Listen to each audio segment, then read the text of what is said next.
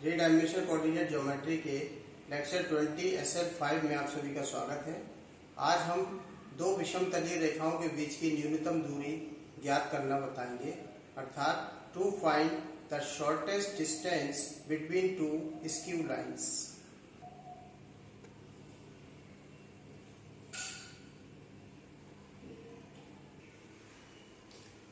पिछले lecture 19 SL4 में हम आपको शॉर्टेस्ट डिस्टेंस अर्थात दो विषमतलीय रेखाओं के बीच की न्यूनतम दूरी के विषय में पर्याप्त रूप से बता चुके हैं। आज इस लेक्चर में हम दो विषमतलीय रेखाओं के बीच की न्यूनतम दूरी ज्ञात करने का फॉर्मूला बताएंगे और एक सवाल हल करके दिखाएंगे।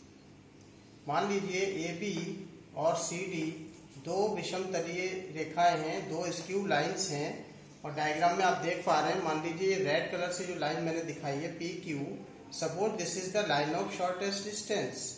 यहाँ मैंने लिखा भी है शॉर्टेस्ट डिस्टेंस, शॉर्ट में से संक्षेप में SD बोलते हैं, इक्वल टू PQ मैंने लिखा है। इट मीन्स यहाँ पे जो हमारी न्यूनतम दूरी की रेखा है वो PQ है, इसकी लंबाई हमें ज्ञात करनी है और इसको न्यूनतम दूरी की रेखा कहते हैं।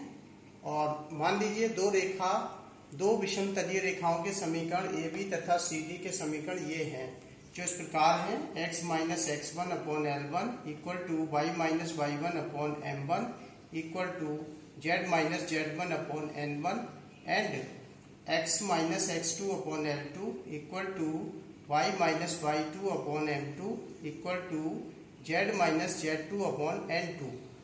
ये दो रेखाओं के समीकरण हैं जो कि स्क्यू लाइंस हैं, AB और CD के द्वारा दी जाती हैं। अब मान लीजिए हमें ये रेखा PQ की लंबाई ज्ञात करनी है जो कि शॉर्टेस्ट डिस्टेंस है। तो इसके लिए सपोज मान लीजिए इसकी डायरेक्शन रेशोज, इस रेखा की DRs अर्थात डायरेक्शन रेशोज हम ABC मान लेते हैं। क्या मान लिया हमने? ABC। इसकी डायरेक्शन रेशो पता कर ली और जब ABC मालूम है तो आप इसकी डायरेक्शन कोसाइन भी निकाल सकते हैं। एक बात और है कि ये जो दो समीकरण दिए हैं रेखाओं के प्रश्नों में, ये आपको यहाँ हमने लिखा है L1 M1 N1 L2 M2 N2। हो सकता है सवालों में ये डायरेक्शन रेशो के रूप में दिए गए हों, DC के रूप में न दिए गए हों, तो इस बात से कोई फर्क नहीं पड़ता, कोई प्रॉब्लम वाली बात नहीं है। चाहे ये DC दिए हों चाहे DR दिए हों, आप रेखा का समीकरण अथवा ये जो दो बिंदुओं से होकर जाने वाली ये रेखा की लंबाई शॉर्टेस्ट डिस्टेंस ज्ञात कर सकते हैं। तो कोई दिक्कत नहीं है, इसको देखते हैं। मान लीजिए इसके डायरेक्शन रेशो ABC हैं, तो आप जानते हैं इसकी DCs क्या होंगी। इसकी DCs आप इस फॉर्मूले से निकालते हैं कि L इक्वल टू ये A upon square root of A square plus B square plus C square. अगर आपको DC की जरूरत है तो आप इस फॉर्मूले से DC निकाल सकते हैं, प्लस माइनस। इसी तरह सिमिलरली आप लिख सकते हैं M is equal to plus minus B upon square root of A square plus B square plus C square etcetera. इसी तरह आप N लिख लेंगे, N equal to C upon this one. तो इसमें कोई प्रॉब्लम वाली बात नहीं है। अगर आपको आवश्यकता पड़ती है तो LMN की वैल्यू निकालेंगे और आवश्यकता नहीं पड़ती तो हम ABC से ही काम चला देंगे। मान लीजिए x minus x1 upon L1 equal to y minus y1 upon M1 equal to z minus z1 upon N1। कोई किसी सरल रेखा AB का समीकरण मान लिया हमने। ये जो रेखा AB है इसका समीकरण इसके द्वारा दिया जाता है और यह रेखा, इस रेखा पर कोई बिंदु R स्थित है जिसके निर्देशांक x1 y1 z1 है। इसी प्रकार दूसरी सरल रेखा CD का समीकरण हमने ये माना है x minus x2 upon L2 equal to y minus y2 upon L2 equal to z minus z2 upon N2। ये रेखा CD का समीकरण है, ये मान लिया हमने। और आप ये हम मान ही चुके हैं कि रेखा कोई न्यूनतम दूरी की रेखा शॉर्टेस्ट डिस्टेंस PQ है जिसकी डायरेक्शन रेशो हमने ABC मान ली है, जैसा कि यहाँ दिखा दिया है। तो सरल रेखा PQ की दूरी अर्थात शॉर्टेस्ट डिस्टेंस के लिए हम दो प्रकार से ज्ञात कर सकते हैं। दो विधियां हैं इसकी, जो मैं आपको 1 बाय 1 बताऊंगा। इस लेक्चर में एक मेथड बताने जा रहा हूं, इसके बाद अगले लेक्चर में दूसरे मेथड से इसी सवाल को सॉल्व करके हम दिखाएंगे, जो भी इसमें बताने वाले हैं आपको। तो आइए इसमें सबसे पहले हम फॉर्मूले की बात करते हैं। तो देखिए, shortest distance equal to P Q हमने बताया, length of shortest distance is equal to length of P Q. ये पी क्यू रेखा की लंबाई इसकी न्यूनतम दूरी की रेखा के बराबर है, यानी कि यही पी क्यू रेखा हमारी ये न्यूनतम दूरी की रेखा है। तो इसलिए length of P Q is equal to nothing but projection of R S on P Q. मान लीजिए इसके सामने कोई रेखा आर एस है, जो रेखा ए बी और सी डी के दो बिंदु आर तथा एस से होकर जाती है। बिंदु आर के निर्देशांक हमने आपको x1, y1, z1 बताए हैं, और एस के निर्देशांक हमने x2, y2, z2 बताए हैं, जो कि सरल रेखा के समीकरणों में भी ये बिंदु दिखाए हुए हैं। ठीक है, तो क्या हुआ, ये आर एस का प्रक्षेप पी क्यू पर निकालना है, जो कि पी क्यू की लंबाई के बराबर होगा। और प्रक्षेप जिस रेखा पर निकाला जाता है उसकी डायरेक्शन कोसाइन पता होनी चाहिए, अर्थात एल एम एन की वैल्यू पता होनी चाहिए। और जिस रेखा का निकाला जाता है प्रक्षेप, उस रेखा के दो बिंदु पता होने चाहिए, आर और एस। सपोज तो ये दो बिंदु आर और एस से होके जाती है, और हम आपको पिछले लेक्चर में बता चुके हैं कि दो बिंदुओं से होके जाने वाली, ये बताया था हमने आपको कि ये कोई रेखा मान लीजिए सपोज आर एस है, और ये कोई रेखा पी क्यू है। ठीक है, पी क्यू के direction cosine L M N आप जानते हैं, इसका कोऑर्डिनेट आर का और एस का आप जानते हैं, मान लीजिए x1, y1, z1, और इसका कोऑर्डिनेट x2, y2, z2 है। तो इसका जो प्रक्षेप होगा, जो हमने आपको यहाँ हम बताने जा रहे हैं, फॉर्मूला हमने बताया था ये इस तरीके से कि प्रक्षेप, तो इसके डीसी चाहिए, इसके कोऑर्डिनेट चाहिए। तो फॉर्मूला ये था l, इसके डीसीज हैं l, और दो बिंदु x2 minus x1 plus m, y2 minus y1 plus n, z2 minus z1। ध्यान दीजिए, ये SD हो गया, shortest distance equal to this, ये आप कह सकते हैं। ये फॉर्मूला है। इस फॉर्मूले की मदद से आप न्यूनतम दूरी की रेखा की लंबाई निकाल सकते हैं।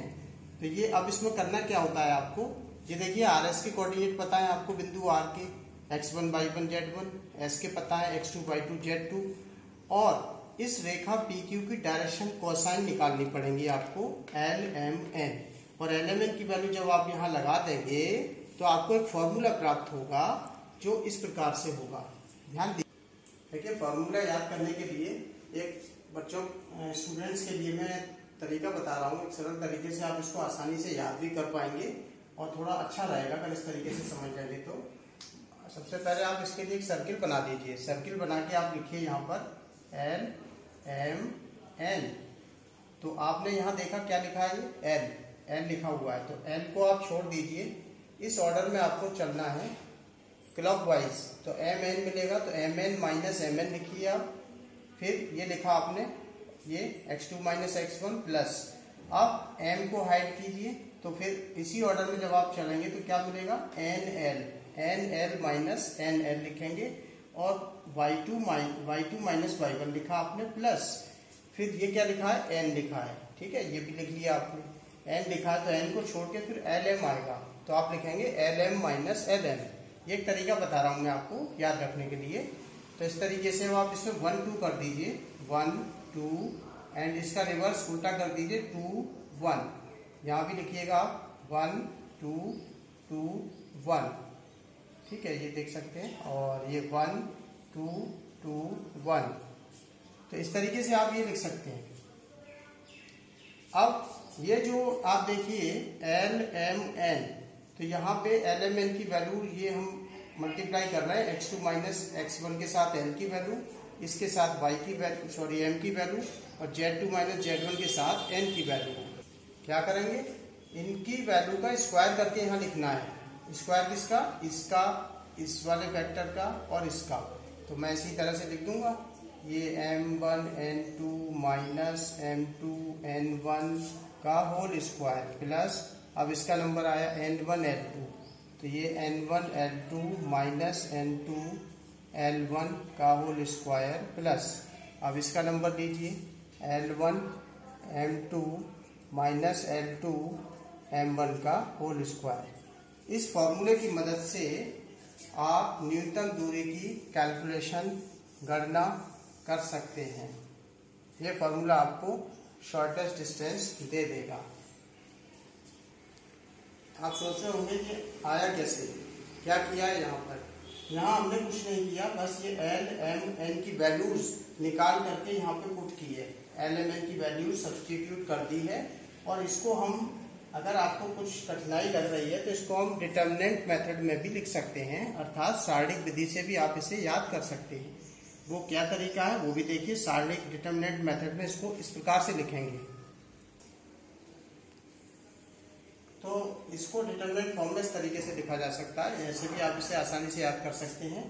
x2 minus x1, y2 minus y1, z2 minus z1, ये फर्स्ट रो में लिखेंगे। फिर सेकंड रो में आप क्या लिखेंगे, पहली रेखा के L1 M1 N1 की वैल्यू, और थर्ड रो में आप सेकंड लाइन जो थी हमारी CD रेखा के L2 M2 N2 की वैल्यू लिखेंगे। डिवाइड कर देंगे इस फैक्टर से। ये जो है इसको हम इस तरीके से लिखते हैं, सिग्मा लगा करके, सिग्मा साइन लगा के इस तरीके से। ये क्या कहलाते हैं, ये आपने पढ़ा होगा, जब सिमेट्रिक फंक्शन होते हैं तो उसको इसी प्रकार लिखा जाता है। कैसे होते हैं ये, जैसे आपने कहीं देखा होगा, यदि क्वाड्रेटिक इक्वेशन है या मान लीजिए त्रिघातीय समीकरण है तो उसमें मूलों के सम्मित फलन में देखा होगा कि सम जैसे लिखते हैं ना, alpha plus beta plus gamma. इसी को लिखना हो तो हम शॉर्ट में ऐसे लिख देते हैं सिग्मा अल्फा। अगर हमें ये पता है कि हमारे वेरिएबल 3 हैं या 2 हैं, जो भी हैं, तो इसका सम आपने ये इस तरीके से लिख दिया। इसी तरह अगर आप प्रोडक्ट का सम लिख के दिखा रहे हैं, मान लीजिए आप लिख रहे हैं कि alpha beta gamma plus gamma alpha, तो इसको आप कैसे लिखेंगे, सिग्मा लगाइए और अल्फा बीटा। इसका मतलब ये प्रोडक्ट का सम दे रहा है, 3 वेरिएबल दे रखे हैं अगर, तो इसी प्रकार ये हम इसको लिख सकते हैं। अल्फा बीटा गामा है तो सिग्मा, इस तरीके से आप, ये चूंकि स्क्वायर में है ना तो आप इस तरह से लिख सकते हैं। अगर ये अल्फा बीटा गामा है तो सिग्मा अल्फा, ऐसे समझ जाइए। ठीक है, तो इस तरीके से ये लिखने का एक तरीका है। अदरवाइज आप इसको डायरेक्ट ऐसे भी लिख सकते हैं। तो इनमें दोनों में से किसी को भी आप याद करके आसानी से शॉर्टेस्ट डिस्टेंस निकाल सकते हैं। आज इस लेक्चर में हम इस फॉर्मूले की मदद से आपको शॉर्टेस्ट डिस्टेंस निकालना बता रहे हैं। इसके बाद अगले लेक्चर में हम आपको ऐसा तरीका बताएंगे कि आपको ये अगर कठिन लगता है तो आप इसे छोड़ के उस मेथड से कर सकते हैं जिसमें आपको कोई कठिनाई नहीं होगी। इससे भी ज़्यादा सरल है वो तरीका। तो पहले तो आज हम इसी पे डिस्कस करने जा रहे हैं। आइए एक सवाल सॉल्व करते हैं। आइए एक सवाल देखिए। प्रश्न है हमारे पास, find the shortest distance between the two skew lines given by x minus 3/3 equal to y minus 8/-1 equal to z minus 3/1 and x plus 3/-3 equal to y plus 7/2 equal to z minus 6/4। मान लीजिए दो सरल रेखाएं हैं हमारे पास, एक AB है और दूसरी लाइन CD है। इसके बीच में ये शॉर्टेस्ट डिस्टेंस PQ मान लिया हमने। ठीक है, ये PQ माना, और यहाँ मान लीजिए इसके डायरेक्शन रेशो ABC है। किसके, PQ रेखा के डायरेक्शन रेशो।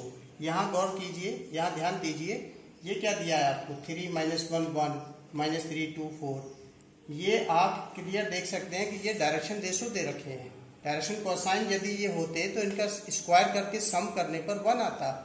तो ये इसी प्रकार यहाँ देख सकते हैं। So these are nothing but direction ratio of the given lines. तो पहली लाइन ये AB है, AB के डायरेक्शन रेशो मैं यहाँ लिख दे रहा हूँ 1 मिनट। इसको आप रेड से दिखाइए। मान लीजिए 3 - 1, तो मैंने ये अलग से दिखा दे रहा हूँ, 3 - 1 एंड 1। ये मैंने DRs ले लिए इस रेखा के, जो आपको स्पष्ट दिख जाएंगे, इसलिए मैं इसको ऐसे लिख रहा हूँ। इसी प्रकार CD के DR ये रहे, -3 2 4। ये मैं यहाँ लिख दे रहा हूँ -3 2 और 4। अब आप ध्यान दीजिए, आप जानते हैं कि ये दो विषमतलीय रेखाओं के बीच में जो न्यूनतम दूरी की रेखा होती है, जिसे हम PQ कह रहे हैं, शॉर्टेस्ट डिस्टेंस वाली लाइन, इसकी विशेषता ये होती है कि ये लाइन PQ इन दोनों रेखाओं पर परस्पर लंबवत होगी। देख सकते हैं, हम जानते हैं कि PQ is perpendicular to AB line, AB रेखा पे परपेंडिकुलर होगी। कौन है ये, शॉर्टेस्ट डिस्टेंस की लाइन है। न्यूनतम दूरी की रेखा दोनों पे लंबवत होती है, ये हम आपको बता चुके हैं। And PQ perpendicular to CD, इसलिए इसकी डायरेक्शन रेशो और इस लाइन की डायरेक्शन रेशो का रिलेशन ये होगा a1 a2 plus b1 b2 plus c1 c2 equal to 0। आपको हम पहले बता चुके हैं फॉर्मूला। इसी तरह चूंकि ये PQ लाइन CD पर भी परपेंडिकुलर है, लंबवत है, इसलिए इसी रिलेशन से ये निकल के आएगा। ये dr आप लेंगे -3 to 4 and ABC। So this is the relation. अब आप इसको सॉल्व करके ABC की वैल्यू निकाल सकते हैं इस तरीके से, बाई क्रॉस मल्टीप्लीकेशन मेथड आप इस तरह निकाल पाएंगे इसको। अब इसकी हम वैल्यू लिख लेते हैं, तो ये हमारे पास इस तरीके से आ जाएंगी वैल्यू। ये ABC हमने लिखा, इसकी वैल्यू निकालेंगे 3, और ये A से लीजिए, ये 3 1, ये देखिए -1 है, 3 -1 1, 3 -1 1, तो ये वैल्यू हमारी -1 होगी एज पर दिस। सो ये माइनस हो गया 3A -B प्लस C। इसी तरह मैं इसे चेक कर लेता हूँ, -3A और 2B प्लस 4C। अब ये ठीक है। अब इससे आप ये वैल्यू निकालेंगे, तो ये आपका -4 multiply and this -2, and similarly B को हाइड करेंगे, तो आप ये इस तरीके से -3 लिखेंगे एंड -12। इसी प्रकार C को हाइड करेंगे, तो फिर आपका ये 6 और ये माइनस प्लस हो जाएगा, तो 3 हो गया, 3 माइनस कर देंगे इसमें से। तो solving this we get A/-6 equal to B/-15 equal to C/3। Again solving this, so we can have A/, ये हो जाएगा 2, -3 से मल्टीप्लाई कर देंगे तो 2, and this equal to B/, ये -3 से मल्टीप्लाई किया तो 5, this equal to C/1, -1 sorry, -3 से मल्टीप्लाई किया आपने इसमें, तो ये आपका ये हो जाएगा 5 और ये -1 हो गया। इसे बॉक्स में बंद कर देंगे, इस तरीके से अनबॉक्स करके लिखेंगे, तो ये हमारे पास इससे ABC की वैल्यूज आपको मिल जाएंगी। तो ठीक है, इसको ABC की वैल्यू नोट कर लेते हैं क्या आती है। तो ये ABC की वैल्यूज यहाँ से हम ऑब्टेन कर लेंगे इसकी। अब ध्यान दीजिए, हमने आपको फॉर्मूला बताया था कि शॉर्टेस्ट डिस्टेंस PQ बराबर होती है प्रोजेक्शन ऑफ, यहाँ पे कोई लाइन थी ना, हमने बताया था RS एक लाइन मानी थी, RS का PQ की लंबाई is equal to projection of RS on PQ। तो इसके लिए क्या बताया था हमने, इसकी डायरेक्शन कोसाइन पता होनी चाहिए। डायरेक्शन कोसाइन हम यहाँ से निकाल लेंगे, कोई दिक्कत नहीं है। और क्या था, ये दो बिंदु पता होने चाहिए, R के और S के कोऑर्डिनेट मालूम होने चाहिए। तो ये जो आप देख रहे हैं पहली लाइन पे देखिए x - x1 y - y1 z - z1 से आपको x1 y1 z1 कोऑर्डिनेट मिल जाएंगे। तो ये कोऑर्डिनेट आप यहाँ लिख सकते हैं, x1 की वैल्यू 3, इसी तरह y1 की वैल्यू 8, इसी तरह z1 की value 3। Similarly from this equation we can have the coordinate of the point S as -3 and -7 and 6। ये कोऑर्डिनेट आपको मिल चुके हैं। तो ये प्रोजेक्शन क्या होता है, हमने बताया था L(x2 - x1) plus My2 - y1 plus Nz2 - z1। LMN की वैल्यू कैसे निकालेंगे, यहाँ से ये क्या होंगी, A(x2 - x1) plus BY2 - y1 plus CZ2 - z1 upon, इनमें कॉमन पार्ट कौन सा होगा, ये आप जानते हैं, A² plus B² plus C²। ये इस तरीके से इसकी वैल्यू आप इसमें पुट कर देंगे और सॉल्व। देखिए ABC का जो रेशियो दे रखा है, इसको हमने लैम्डा के बराबर मान लिया, तो A की वैल्यू कितनी हो जाएगी, 2 लैम्डा हो जाएगी। तो यहाँ हम लिख सकते हैं A की वैल्यू 2 लैम्डा, एंड B की वैल्यू कितनी होगी आपके पास 5 लैम्डा, एंड C की वैल्यू होगी आपके पास -1 लैम्डा। ये हमारे पास ABC की वैल्यू आ गई है। इनको हम जब यहाँ पुट करेंगे तो ये हमारे पास, ध्यान दीजिएगा, कैलकुलेशन करते समय यहाँ से λ² बनेगा कॉमन, ऊपर लैम्डा होगा, इन तीनों में कॉमन, A B C में लैम्डा कॉमन आ जाएगा, इसमें λ² से स्क्वायर रूट लेने के बाद लैम्डा बाहर आएगा। So lambda to lambda cancel हो जाएगा। और लैम्डा क्या है, lambda is not equal to 0, lambda एक नॉन जीरो क्वांटिटी है। तो हमारे पास फाइनली क्या रहेगा, 2, 5 and -1। So we can write A is equal to 2x2 - x1, ये रहा आपका x2, ये रहा x1। सो -3 -3 ये देखिए x2 है, ये x1 है, प्लस b की वैल्यू कितनी है 5, y2 माइनस y1 पे आइए -7 -8, आपने लिखा -7 -8, ठीक है। इसी तरह ये तो हमने नोट कर ही दिया, इसलिए यहाँ से इसको मिटा सकते हैं। प्लस c की वैल्यू कितनी है आपके पास -1, तो मैं इसको लिखूंगा -1, ठीक है, -1 लिख दिया, ये हो गया -1। z2 माइनस z1, तो z2 कितना है 6 -3, आप लिख सकते हैं 6 -3 upon square root of a square plus b square plus c square, यहाँ से ले लीजिए, a square means 4 plus b square means 25 plus c square means 1। अब इसे आप सॉल्व कर लेंगे और यहाँ से आपको डिस्टेंस निकालनी है, तो ये देखिए इस प्रकार से होगी। मैं अभी इसे मिटा दे रहा हूँ, तो यहाँ से हम कैलकुलेशन यहाँ कर लेंगे, तो इसको यहाँ लिख लेंगे। ये हमारा PQ चल रहा है, PQ इज इक्वल टू, यहाँ पे ये होगा देखिए माइनस के 6 हो जाएगा, -6 × 2 ये आपका हो जाएगा -12, और ये आपका फिर है -7 -8 -15, और -15 5 जो ये हो जाएगा 75 minus, and this is 6 -3 3, so -3, this is -3 upon, and this is 25 plus 5 30, so this is √30, so solving this minus, ये हो गया हमारे पास -90, so ये हो जाएगा √30, सॉल्व करेंगे -90 अपॉन, ये हो जाएगा आपका 30 एंड √30, क्या होगा ऊपर नीचे हमने √30 से मल्टीप्लाई किया, so this will be 30 and this is √30, इसे सॉल्व करेंगे माइनस, ये हो जाएगा 3√30, सो ये आ गया आंसर आपका। लेकिन आप जानते हैं कि डिस्टेंस इज ऑलवेज पॉजिटिव, तो डिस्टेंस हमेशा पॉजिटिव ली जाती है, अगर नेगेटिव आ रही है तो आप नेगेटिव साइन को छोड़ देंगे, ओमिट कर देंगे, नेग्लेक्ट कर देंगे। सो द शॉर्टेस्ट डिस्टेंस, जिसे हम SD बोलते हैं, SD equal to PQ and this is equal to nothing but 3√30, so this is answer. देखिए ये तो हमने एक अप्रोच से निकाला, एक तरीका बता के आपको निकाला। इसी सवाल को आइए हम फॉर्मूले से और देखते हैं। तो इस सवाल को हम अब सूत्र के द्वारा, फॉर्मूले के द्वारा सॉल्व करने जा रहे हैं।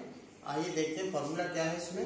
SD का फॉर्मूला आपको हम बता चुके हैं, SD shortest distance equal to, ये हमने बताया था आपको, डिटर्मिनेंट, ऐसे डिटर्मिनेंट आप ले लेंगे। इसमें हमने बताया था x2 minus x1, y2 minus y1, z2 minus z1, और हमने कहा था पहली रेखा के L1 M1 N1 यहाँ लिखे जाएंगे, यानी कि L1 M1 N1।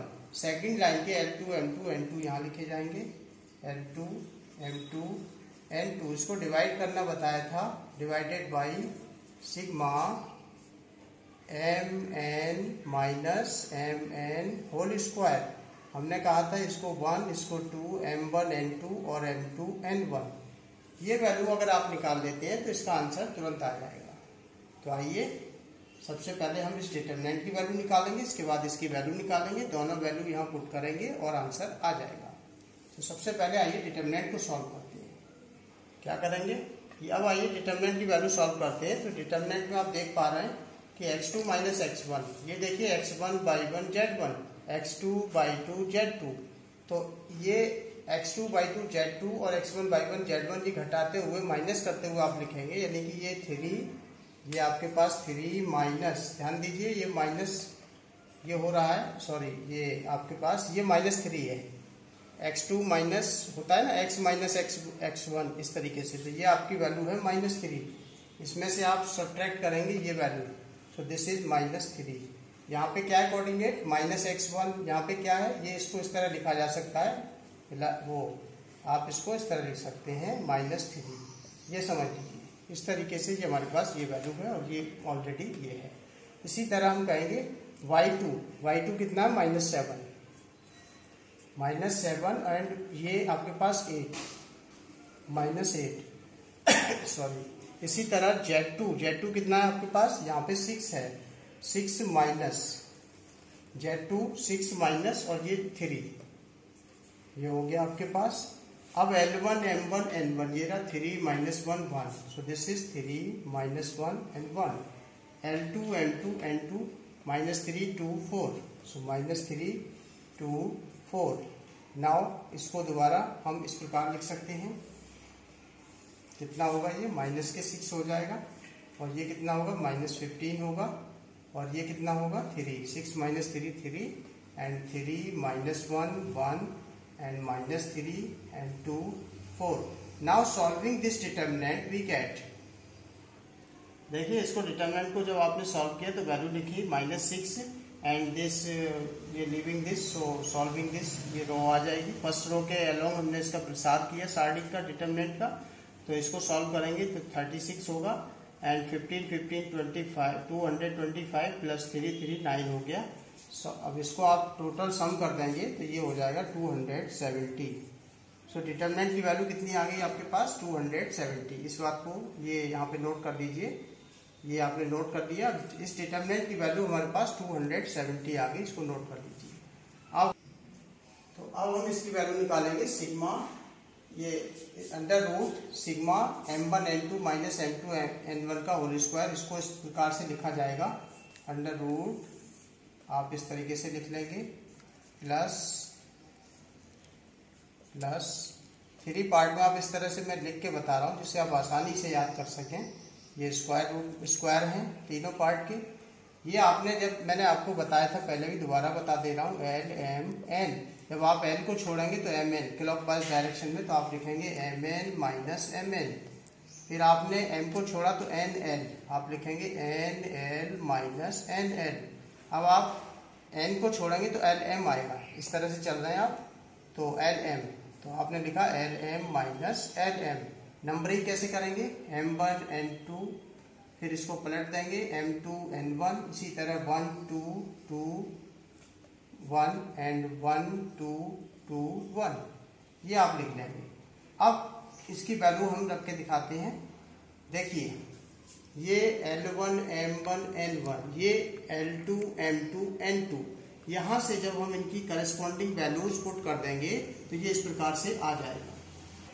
देखिए L1 M1 N1 L2 M2 N2 की वैल्यू जब यहाँ से लेके आपने इस फॉर्मूले में रख दी, यहाँ पे वैल्यू रखने के बाद ये आपको प्राप्त होगा। इसको सॉल्व करने के बाद आप देख सकते हैं ये -6 का होल स्क्वायर 36, ये -15 होगा, इसका होल स्क्वायर 225, ये 3 हो जाएगा, 3 का whole square 9। So summing this we get 270। So हमारे पास इस फैक्टर की वैल्यू आ चुकी है ये, और डिटरमिनेंट की वैल्यू आ चुकी है। अब हम शॉर्टेस्ट डिस्टेंस के फॉर्मूले में ये वैल्यू पुट करने जा रहे हैं, तो ये इस प्रकार से प्राप्त होगा। तो देखा आपने इस डिटरमिनेंट की वैल्यू कितनी आई थी हमारे पास 270। तो ये हमने वैल्यू लिखी यहाँ पे 270 डिवाइडेड बाई इसकी वैल्यू कितनी आई थी, अभी जो सॉल्व किया हमने, इसकी वैल्यू आई थी under root 270। Solving this we get 270 upon root 270। So this is nothing but, ये आप इसको इस तरीके से भी लिख सकते हैं 270 एंड 270 स्क्वायर रूट ऑफ 270। क्या किया आपने, ऊपर नीचे 270 से मल्टीप्लाई कर दिया, तो 270 कैंसिल हो जाएगा। So this is root 270 and this is nothing but 3 root 30। ये इसका आंसर आ गया 3 रूट 30। तो shortest distance is equal to 3 root 30 unit, ये आंसर आया आपका। तो इस प्रकार आपने देखा, हमने दोनों मेथड से, मेथड एक ही है लेकिन सॉल्व करने के तरीके अलग अलग हैं। पहले हमने पूरी अप्रोच से सॉल्व किया जिससे ये फॉर्मूला डेवलप हुआ, और डायरेक्ट अगर आप फॉर्मूले से करते हैं तो इस प्रकार भी कर सकते हैं। इसके बाद भी यदि ये दो तरीकों से अगर आपको कहीं भी लगता है कि कोई और मेथड हो, तो हमारे नेक्स्ट लेक्चर नंबर 21 में मैं इसी सवाल को एक तीसरे मेथड से, यानी कि 2 मेथड यहाँ हो गए, तीसरे मेथड से सॉल्व करके दिखाएंगे। और तीनों मेथड में आपको जो अच्छा लगे, जो आसान लगे, आप उससे एग्जाम में इस प्रकार के सवालों को सॉल्व कर सकते हैं। Thank you.